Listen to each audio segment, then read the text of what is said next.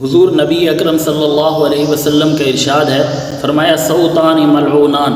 دو آوازیں ایسی ہیں جن کے اوپر لعنت کی گئی ہے۔ صوت مزمار عند نعمت، ان دو آوازوں میں سے ایک وہ آواز ہے جو خوشی کے وقت یا کسی فرحت کے موقع پر باجے کی آواز ہوتی ہے، اور دوسری رنت عند نیاحت، کسی تکلیف کے اوپر، کسی مصیبت کے اوپر، کسی پریشانی اور آزمائش کے اوپر نوحے کی آواز، واویلے کی آواز، اس کے اوپر بھی لعنت کی گئی ہے۔ تو اس سے پتہ چلا کہ اگر کوئی اللہ کی طرف سے مصیبت آ جائے، پریشانی آ جائے، تکلیف آ جائے تو ہم نے اس کے اوپر صبر کرنا ہے، واویلا اور ماتم نہیں کرنا، بے صبری کا اظہار نہیں کرنا، کوئی ایسے کلمات نہیں کہنے جس سے اللہ تعالیٰ کی طرف سے جو اللہ کے حکم سے جو ہمارے اوپر پریشانی آئی ہے وہ اللہ کی ناراضگی کا سبب بن جائے۔ اور حدیث میں تو باقاعدہ حضور نے ارشاد فرمایا، من ضرب الخدود وشق الجیوب ودعا بدعوى الجاہلیت فلیس منا،